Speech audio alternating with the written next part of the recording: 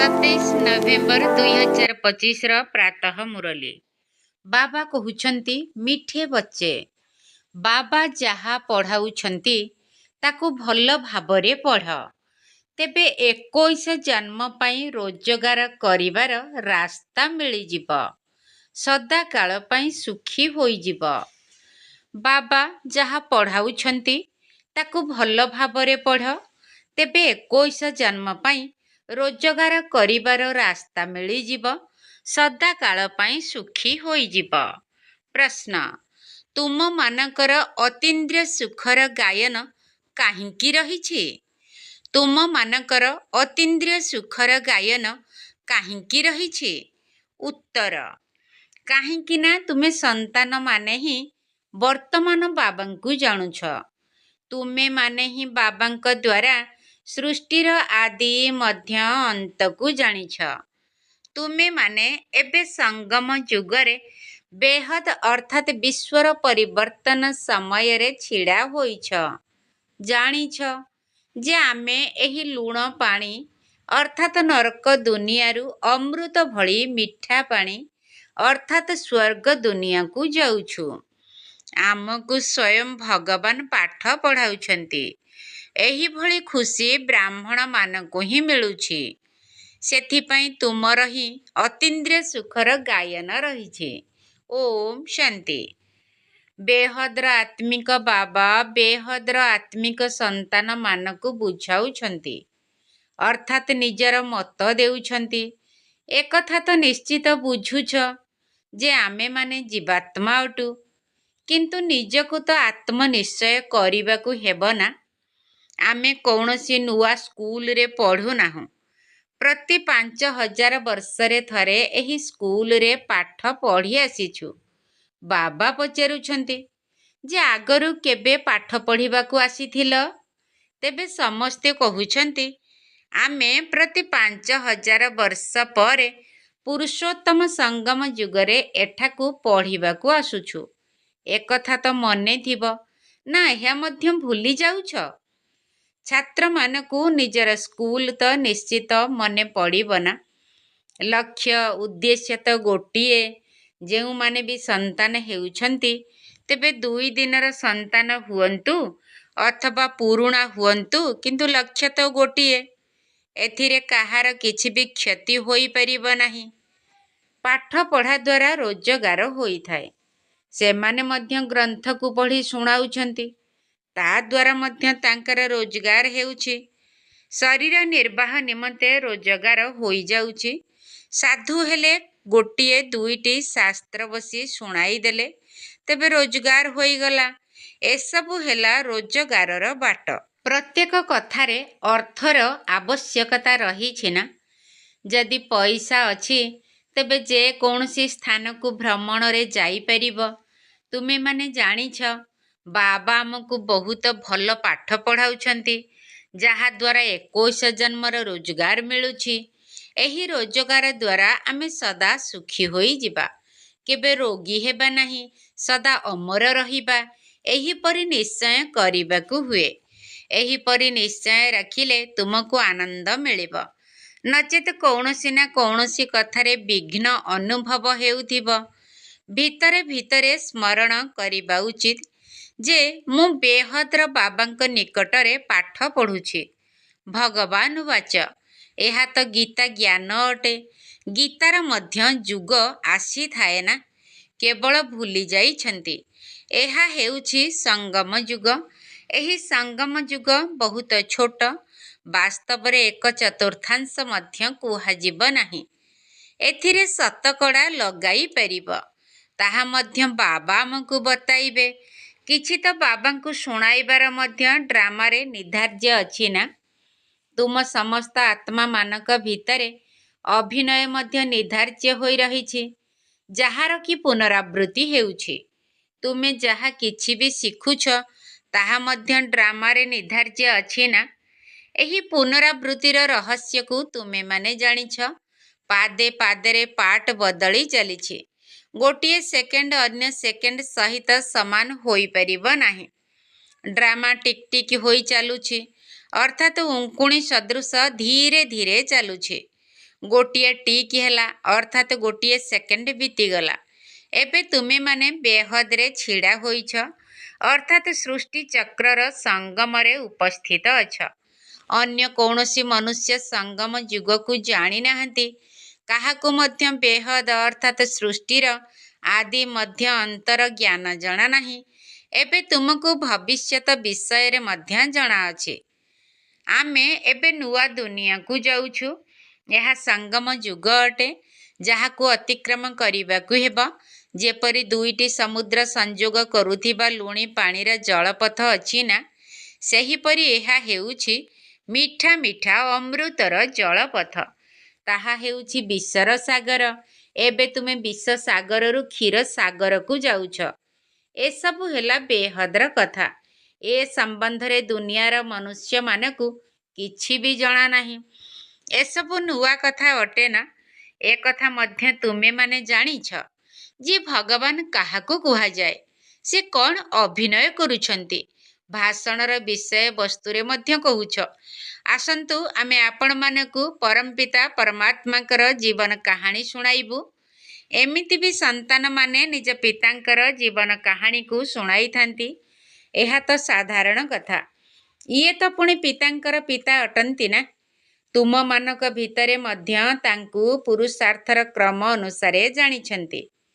ଏବେ ତୁମକୁ ଯଥାର୍ଥ ଭାବରେ ବାବାଙ୍କର ପରିଚୟ ଦେବାକୁ ହେବ। ତୁମକୁ ମଧ୍ୟ ବାବା ନିଜର ପରିଚୟ ଦେଇଛନ୍ତି। ସେଥିପାଇଁ ତ ତୁମେ ବୁଝାଇ ପାରୁଛ। ଆଉ ତ କେହି ବେହଦର ବାବାଙ୍କୁ ଜାଣିପାରିବେ ନାହିଁ। ତୁମେମାନେ ମଧ୍ୟ ସଙ୍ଗମ ଯୁଗରେ ହିଁ ତାଙ୍କୁ ଜାଣୁଛ। ମନୁଷ୍ୟ ମାତ୍ରକେ ଦେବତା ହୁଅନ୍ତୁ ଅଥବା ଶୂଦ୍ର ହୁଅନ୍ତୁ, ପାପ ଆତ୍ମା ହୁଅନ୍ତୁ ଅଥବା ପୁଣ୍ୟ ଆତ୍ମା ହୁଅନ୍ତୁ, କେହି ବି ଜାଣିନାହାନ୍ତି। କେବଳ ତୁମେ ବ୍ରାହ୍ମଣମାନେ ଯିଏକି ସଙ୍ଗମ ଯୁଗରେ ଅଛ, ତୁମେମାନେ ହିଁ ଜାଣୁଛ। ତେଣୁ ତୁମେମାନେ କେତେ ଖୁସି ହେବା ଦରକାର। ସେଥିପାଇଁ ତ ଗାୟନ ରହିଛି। ଅତୀନ୍ଦ୍ରିୟ ସୁଖ କ'ଣ ଯଦି ଜାଣିବାକୁ ଚାହୁଁଛ, ଗୋପ ଗୋପୀମାନଙ୍କୁ ପଚାର। ବାବା ପିତା ବି ଅଟନ୍ତି ତ ଶିକ୍ଷକ ଏବଂ ସତ୍‌ଗୁରୁ ମଧ୍ୟ ଅଟନ୍ତି। ସୁପ୍ରିମ ଶବ୍ଦ ତ ନିଶ୍ଚୟ ଲେଖିବାକୁ ହେବ।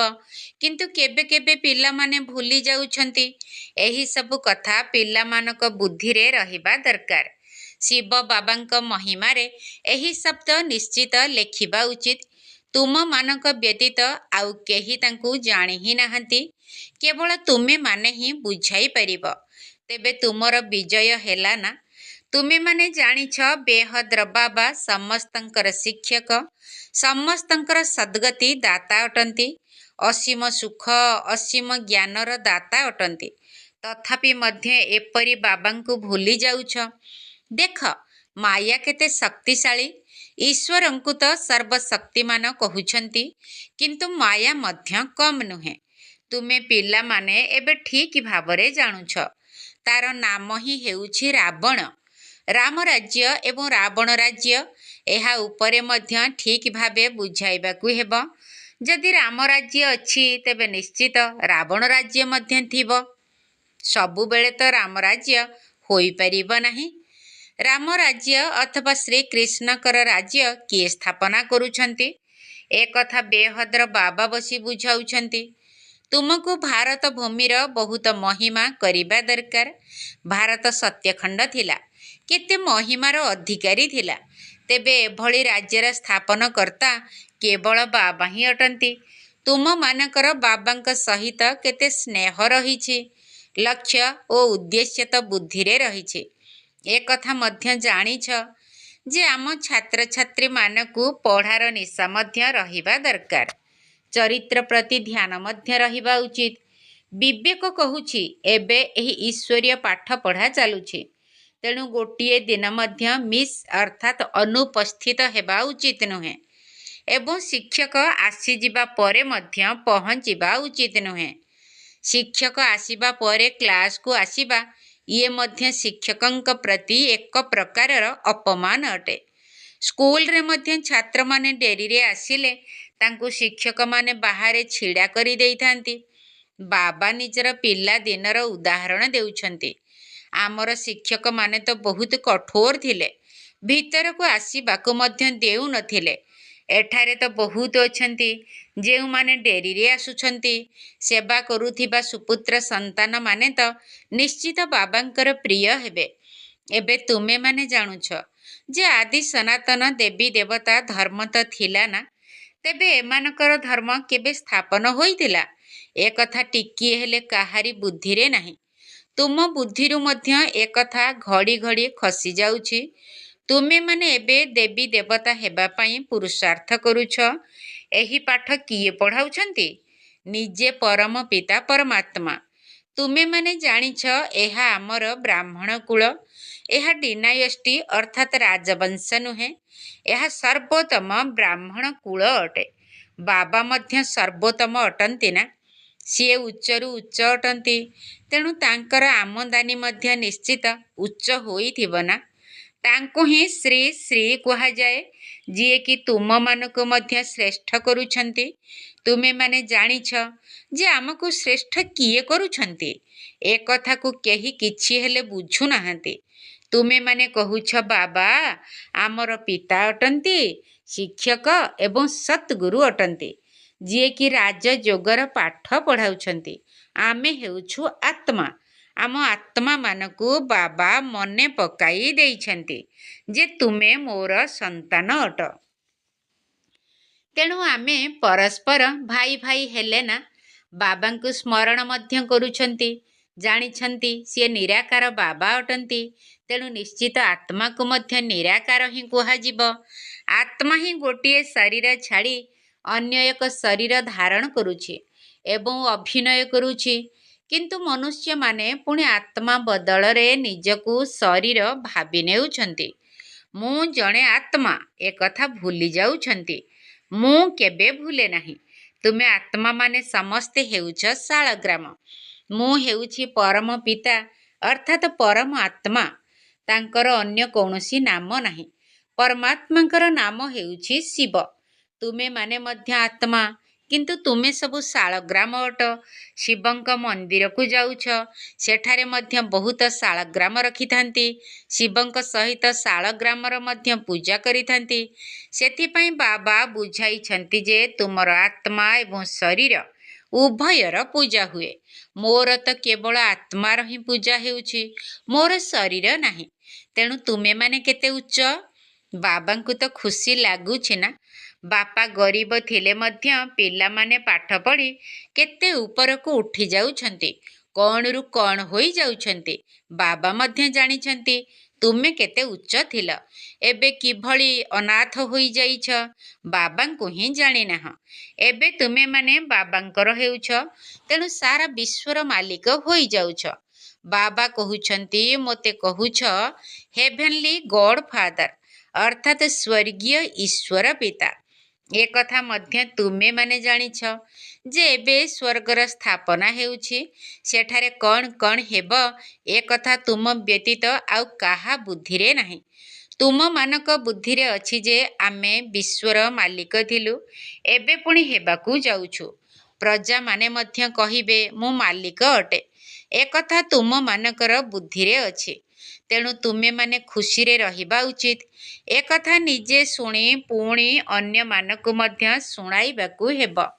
ସେଥିପାଇଁ ସେଣ୍ଟର୍ସ ଅଥବା ମ୍ୟୁଜିୟମ ଖୋଲି ଚାଲିଛି। ଯାହା କଳ୍ପ ପୂର୍ବରୁ ହୋଇଥିଲା ତାହା ହୋଇ ଚାଲିବ। ମ୍ୟୁଜିୟମ ଅଥବା ସେଣ୍ଟର୍ସ ପାଇଁ ତୁମମାନଙ୍କୁ ବହୁତ ପ୍ରସ୍ତାବ ଦେବେ। ଆଗକୁ ବହୁତ ବାହାରିବେ।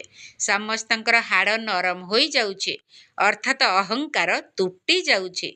ଏବେ ତୁମେମାନେ ସାରା ଦୁନିଆର ହାଡ଼କୁ ନରମ କରୁଛ ଅର୍ଥାତ୍ ସାରା ଦୁନିଆର ଅହଙ୍କାରକୁ ତୁଟାଇ ଦେଉଛ। ତୁମମାନଙ୍କର ଯୋଗରେ କେତେ ଜବରଦସ୍ତ ଶକ୍ତି ରହିଛି। ବାବା କହୁଛନ୍ତି ତୁମଠାରେ ବହୁତ ଶକ୍ତି ଅଛି। ତୁମେ ଯୋଗଯୁକ୍ତ ହୋଇ ଭୋଜନ ତିଆରି କଲେ ଏବଂ ଖୁଆଇଲେ ସେମାନଙ୍କର ବୁଦ୍ଧି ଏହି ଆଡ଼କୁ ଆକର୍ଷିତ ହେବ।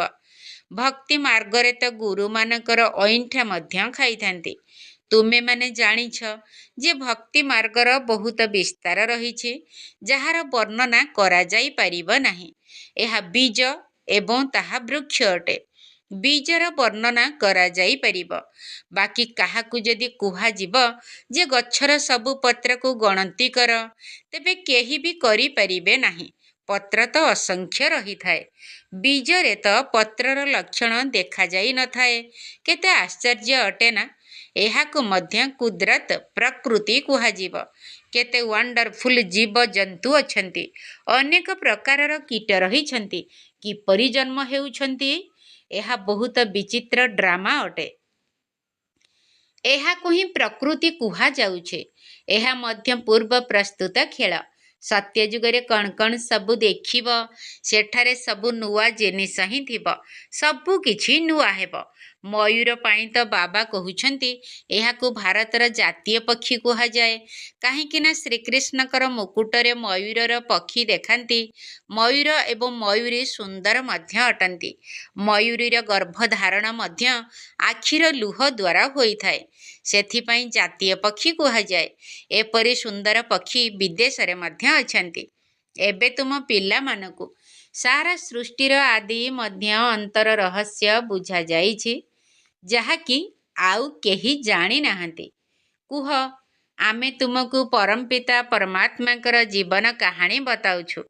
ଯେହେତୁ ସେ ରଚୟିତା ଅଟନ୍ତି, ତେଣୁ ନିଶ୍ଚିତ ତାଙ୍କର ରଚନା ମଧ୍ୟ ଥିବେ। ତାଙ୍କର ଇତିହାସ ଭୂଗୋଳକୁ ଆମେ ଜାଣିଛୁ। ଉଚ୍ଚରୁ ଉଚ୍ଚ ବେହଦ ବାବାଙ୍କର କ'ଣ ପାର୍ଟ ରହିଛି, ତାହା ଆମେ ଜାଣିଛୁ। ଦୁନିଆ ତ କିଛି ହେଲେ ଜାଣିନାହିଁ। ଏହା ବହୁତ ଛି ଛି ଦୁନିଆ ଅଟେ। ବର୍ତ୍ତମାନ ସମୟରେ ସୁନ୍ଦରତାରେ ମଧ୍ୟ ବିପଦ ରହିଛି। ଦେଖ, ଝିଅମାନଙ୍କୁ କିପରି ଅପହରଣ କରି ନେଇଯାଉଛନ୍ତି। ତୁମମାନଙ୍କୁ ତ ଏହି ବିକାରୀ ଦୁନିଆ ପ୍ରତି ଘୃଣା ଆସିବା ଉଚିତ। ଏହା ଛି ଛି ଦୁନିଆ ଏବଂ ଛି ଛି ଶରୀର ଅଟେ। ଆମକୁ ତ ଏବେ ବାବାଙ୍କୁ ସ୍ମରଣ କରି ନିଜର ଆତ୍ମାକୁ ପବିତ୍ର କରିବାକୁ ହେବ। ଆମେ ସତ୍ୱ ପ୍ରଧାନ ଥିଲେ, ତେଣୁ ସୁଖୀ ଥିଲେ। ଏବେ ତମ ପ୍ରଧାନ ହୋଇଯାଇଛ, ତେଣୁ ଦୁଃଖୀ ହୋଇଯାଇଛ। ପୁଣି ଆମମାନଙ୍କୁ ସତ୍ୱ ପ୍ରଧାନ ହେବାକୁ ପଡ଼ିବ। ଏବେ ତୁମେମାନେ ଚାହୁଁଛ ଆମେ କିପରି ପତିତରୁ ପାବନ ହେବୁ। ଯଦିଓ ଗାୟନ କରୁଛନ୍ତି ପତିତ ପାବନ, କିନ୍ତୁ ନିଜ ପ୍ରତି ଟିକେ ହେଲେ ଘୃଣା ଆସୁନାହିଁ। ଏବେ ତୁମେମାନେ ଜାଣିଛ ଏହା ହେଉଛି ଛି ଛି ଦୁନିଆ। ନୂଆ ଦୁନିଆରେ ଆମକୁ ଶରୀର ମଧ୍ୟ ଗୁଲଗୁଲ ଅର୍ଥାତ୍ ପବିତ୍ର ମିଳିବ। ଏବେ ଆମେମାନେ ଅମରପୁରୀର ମାଲିକ ହେବାକୁ ଯାଉଛୁ। ତେଣୁ ତୁମେମାନେ ସର୍ବଦା ଖୁସି ଏବଂ ହର୍ଷିତ ରହିବା ଉଚିତ। ତୁମେମାନେ ବହୁତ ମଧୁର ସନ୍ତାନ ଅଟ। ବାବା 5000 ବର୍ଷ ପରେ ଆସି ପୁଣି ସେହି ସନ୍ତାନମାନଙ୍କ ସହିତ ମିଶୁଛନ୍ତି। ତେଣୁ ନିଶ୍ଚୟ ଖୁସି ମିଳିବ ନା? ମୁଁ ପୁନର୍ବାର ସନ୍ତାନମାନଙ୍କ ସହିତ ମିଶିବା ପାଇଁ ଆସିଛି। ଆଚ୍ଛା, ମିଠା ମିଠା ଶିଖିଲ ଦେ ସନ୍ତାନମାନଙ୍କ ପ୍ରତି ମାତା ପିତା ବାପ ଦାଦାଙ୍କର ମଧୁର ସ୍ନେହ ସମ୍ପନ୍ନ ଶୁଭେଚ୍ଛା ଏବଂ ସୁପ୍ରଭାତ। ଆତ୍ମିକ ପିତାଙ୍କର ଆତ୍ମିକ ସନ୍ତାନମାନଙ୍କୁ ନମସ୍ତେ। ଆମ ଆତ୍ମିକ ସନ୍ତାନମାନଙ୍କର ଆତ୍ମିକ ବାପ ଦାଦାଙ୍କୁ ନମସ୍ତେ, ନମସ୍ତେ, ନମସ୍ତେ ଏବଂ ସୁପ୍ରଭାତ। ଧାରଣା ପାଇଁ ମୁଖ୍ୟ ସାର। ପ୍ରଥମ ପଏଣ୍ଟ, ଆମେ ଈଶ୍ୱରୀୟ ବିଦ୍ୟାର୍ଥୀ ଅଟୁ। ସେଥିପାଇଁ ପାଠ ପଢ଼ାର ନିଶା ମଧ୍ୟ ରହୁ। ତା ସହିତ ନିଜର ଚରିତ୍ର ଉପରେ ମଧ୍ୟ ଧ୍ୟାନ ରହୁ। ଗୋଟିଏ ଦିନ ମଧ୍ୟ ପାଠପଢ଼ା ମିସ୍ କରିବାର ନାହିଁ। ଡେରିରେ ଶ୍ରେଣୀକୁ ଆସି ଶିକ୍ଷକଙ୍କର ଅପମାନ କରିବାର ନାହିଁ। ଆମେ ଈଶ୍ୱରୀୟ ବିଦ୍ୟାର୍ଥୀ ଅଟୁ।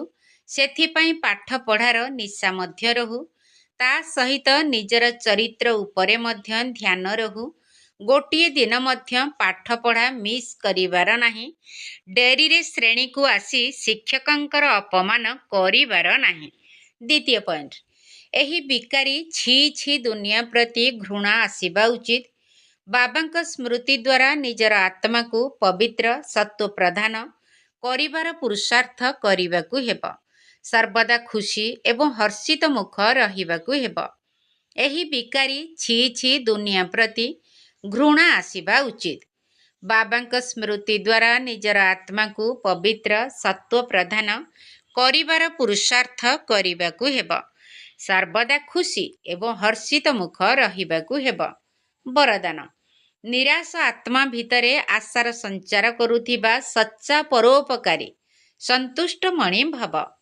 ନିରାଶ ଆତ୍ମା ଭିତରେ ଆଶାର ସଞ୍ଚାର କରୁଥିବା ସଚ୍ଚା ପରୋପକାରୀ ସନ୍ତୁଷ୍ଟମଣି ଭବ। ତ୍ରିକାଳଦର୍ଶୀ ହୋଇ ପ୍ରତ୍ୟେକ ଆତ୍ମାର ଦୁର୍ବଳତାକୁ ପରଖି ସେମାନଙ୍କର ଦୁର୍ବଳତା ଗୁଡ଼ିକୁ ନିଜ ଭିତରେ ଧାରଣ କରିବା ବା ବର୍ଣ୍ଣନା କରିବା ପରିବର୍ତ୍ତେ ସେହି ଦୁର୍ବଳତା ରୂପୀ କଣ୍ଟାକୁ ନିଜର କଲ୍ୟାଣକାରୀ ସ୍ୱରୂପ ଦ୍ୱାରା ସମାପ୍ତ କରିଦେବା, କଣ୍ଟାକୁ ଫୁଲ କରିଦେବା, ନିଜେ ମଧ୍ୟ ସନ୍ତୁଷ୍ଟ ମଣି ଭଳି ସନ୍ତୁଷ୍ଟ ରହିବା ଏବଂ ସମସ୍ତଙ୍କୁ ସନ୍ତୁଷ୍ଟ କରିବା। ଯାହା ପ୍ରତି ସମସ୍ତେ ନିରାଶା ଦେଖାଉଥିବେ, ଏହିଭଳି ବ୍ୟକ୍ତି ବା ଏହିଭଳି ସ୍ଥିତିରେ ସଦାକାଳ ପାଇଁ ଆଶାର ଦୀପ ଜଳାଇ ଦେବା ଅର୍ଥ ନିରାଶା ଆତ୍ମାକୁ ଶକ୍ତିବାନ କରିଦେବା। ଯଦି ଏହିଭଳି ଶ୍ରେଷ୍ଠ କର୍ତ୍ତବ୍ୟ ଚାଲୁ ରହିଥିବ, ତେବେ ପରୋପକାରୀ ବା ସନ୍ତୁଷ୍ଟ ମଣିର ବରଦାନ ପ୍ରାପ୍ତ ହୋଇଯିବ। ସ୍ଲୋଗାନ: ଯଦି ପରୀକ୍ଷା ସମୟରେ ନିଜର ପ୍ରତିଜ୍ଞା ମନେ ପଡ଼ିବ, ତେବେ ପ୍ରତ୍ୟକ୍ଷତା ହୋଇଯିବ। ଯଦି ପରୀକ୍ଷା ସମୟରେ ନିଜର ପ୍ରତିଜ୍ଞା ମନେ ପଡ଼ିବ, ତେବେ ପ୍ରତ୍ୟକ୍ଷତା ହୋଇଯିବ। ଅବ୍ୟକ୍ତ ଇସାରା: ଅଶରୀରୀ ଅଥବା ବିଦେହୀ ସ୍ଥିତିର ଅଭ୍ୟାସକୁ ବଢ଼ାଅ। ସାରା ଦିନ ଭିତରେ ମଝିରେ ମଝିରେ ଯଦି ଗୋଟିଏ ସେକେଣ୍ଡ ବି ମିଳୁଛି, ତେବେ ବାରମ୍ବାର ଏହି ବିଦେହୀ ହେବାର ଅଭ୍ୟାସକୁ କରିଚାଲ। 2-4 ସେକେଣ୍ଡ ମଧ୍ୟ ବାହାର କର। ଏହାଦ୍ୱାରା ବହୁତ ସହଯୋଗ ମିଳିବ। ନଚେତ୍ ସାରା ଦିନ ବୁଦ୍ଧି କେଉଁଠି କେଉଁଠି ଘୂରି ବୁଲୁଛି, ତେଣୁ ବିଦେହୀ ହେବା ପାଇଁ ସମୟ ଲାଗିଯାଉଛି। କିନ୍ତୁ ଅଭ୍ୟାସ ଚାଲୁ ରହିଥିଲେ ଯେବେ ଇଚ୍ଛା ସେବେ ବିଦେହୀ ହୋଇପାରିବ। କାହିଁକି ନା ଅନ୍ତ ସମୟରେ ସବୁକିଛି ଅଚାନକ ହେବ। ତେଣୁ ଅଚାନକ ପରୀକ୍ଷାରେ ଏହିଭଳି ବିଦେହୀ ହେବାର ଅଭ୍ୟାସ ବହୁତ ଆବଶ୍ୟକ। ଓମ୍ ଶାନ୍ତି। ତୁମେ ମିଠା ଆତ୍ମା ମାନେ ଦେଖୁଅଛ କାହାକୁ? ତୁମେ ମିଠା ଆତ୍ମା ମାନେ ଦେଖୁଅଛ କାହାକୁ? ବିଶ୍ୱ ସେବାଧାରୀ ତୁମେ ସେବା ଦିଅ ସଭିଙ୍କୁ, ପିଲେ ସେବା ଦିଅ ସଭିଙ୍କୁ। ତୁମେ ମିଠା ଆତ୍ମା ମାନେ ଦେଖୁଅଛ କାହାକୁ? ଈଶ୍ୱରୀୟ କାଇଦାରେ ଚଳି ଚଳାଇବାକୁ, ଈଶ୍ୱରୀୟ କାଇଦାରେ ଚଳି ଚଳାଇବାକୁ ଚେଷ୍ଟା କର ନ ଦେଖିବ ସିନେମାର ଚିତ୍ରକୁ, ପିଲେ ସିନେମାର ଚିତ୍ରକୁ। ତୁମେ ମିଠା ଆତ୍ମା ମାନେ ଦେଖୁଅଛ କାହାକୁ? ରଖ ସଦା ନିଜ ସାଥେ ଉଦ୍ଦେଶ୍ୟର ଚିତ୍ରକୁ, ରଖ ସଦା ନିଜ ସାଥେ ଉଦ୍ଦେଶ୍ୟର ଚିତ୍ରକୁ। ଜ୍ଞାନ ଦେଇ ଭିକାରୀକୁ ଦିଅ ରାଜପଦକୁ, ପିଲେ ଦିଅ ରାଜପଦକୁ। ତୁମେ ମିଠା ଆତ୍ମା ମାନେ ଦେଖୁଅଛ କାହାକୁ? କର୍ମର ଗତିକୁ ଜାଣି ପାଅ ସଦଗତିକୁ, କର୍ମର ଗତିକୁ ଜାଣି ପାଅ ସଦଗତିକୁ। ଯୋଗୀ ହୁଅ ଯୋଦ୍ଧା ନୁହଁ, ଯୋଗୀ ହୁଅ ଯୋଦ୍ଧା ନୁହଁ, ରଖି ଅନୁଭୂତିକୁ, ପିଲେ ରଖି ଅନୁଭୂତିକୁ। ତୁମେ ମିଠା ଆତ୍ମା ମାନେ ଦେଖୁଅଛ କାହାକୁ? ବିଶ୍ୱ ସେବାଧାରୀ ତୁମେ ସେବା ଦିଅ ସଭିଙ୍କୁ, ପିଲେ ସେବା ଦିଅ ସଭିଙ୍କୁ, ତୁମେ ମିଠାତ୍ମା ମାନେ ଦେଖୁଅଛ କାହାକୁ।